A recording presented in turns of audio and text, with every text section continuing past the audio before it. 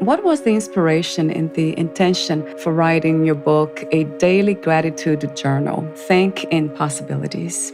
So remember, that book is not really a book. It is simply a lined journal. And my inspiration for creating such a tool is really a belief in there are very concrete practices that research tells us improves the well-being and mental health of each one of us. And one of those practices is keeping a gratitude list daily, being intentional about maybe each morning or each night or both, even writing down 3 things to which you are grateful or for which you are grateful in the morning, or 3 things in the evening when you reflect on your day, what you're grateful for.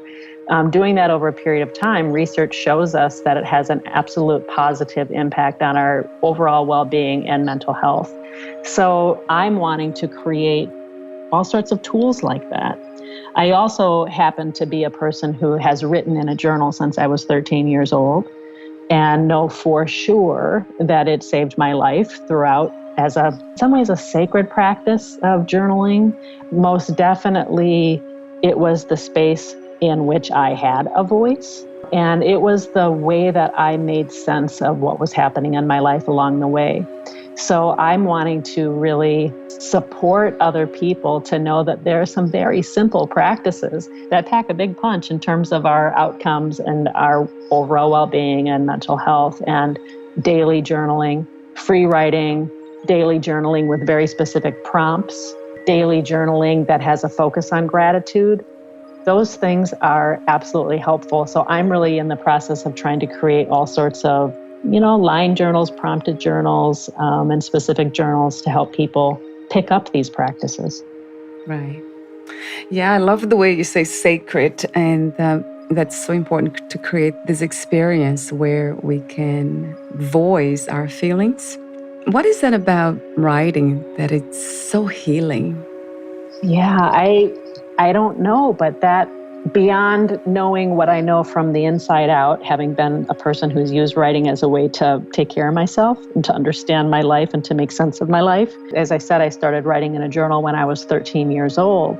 At age 32, one summer in writing in my journal, out popped a poem, and it surprised the heck out of me, and I loved it. And in my whole life from 13 to 32, I never saw myself as a writer at all. Writing was for me, was about making my way in the world. But at 32, when this poem pops out, and by the way, it was called Joy, I went around showing my friends, look at this poem. Oh my goodness, I love this poem. And I never had considered or even remembered taking a course in poetry ever, but it sent me right to the local writers workshop called The Loft. It's an organization that does writing classes, and I took I don't know how many beginning poetry classes, and would find myself in the aisles of Barnes and Noble looking at all the poetry books. And right during that same time, I learned of something that was new to me, which was spoken word poetry. And I knew immediately that spoken word poetry, which is so rooted in marginalized voices having a space to be heard, that spoken word poetry would speak to the kids that I was working with at the time in the same public schools. And so that moment in time, writing a poem in my journal for the first time, seeing myself as, oh my gosh, maybe I'm a poet, maybe I'm a writer. And that shift from a personal practice to take care of myself shifted to maybe I have some doors to open for kids, launched a whole nother level and layer of my professional work, integrating poetry and poetry therapy and poetry and writing as a way of healing into my school social work practice with middle school and high school age kids. It was a game changer for me. Yeah, it makes so much sense. That goes back to what we talked earlier about the idea of God being this personal experience. So writing seems to bring that kind of space so we can connect with this higher force, divine force. Right. Years ago, and when I was in therapy myself, which I've been in therapy my whole life because I'm a lifer, and just that has been a vehicle for which I've come to make sense of my world and to find my way. I remember struggling to come out to my first therapist, and I remember her saying to me, "Who do you think I am? You're here and I'm here for you to be able to talk out loud with yourself." And that's how she really saw the experience of therapy. And I think writing and poetry therapy, journal therapy, it's very similar.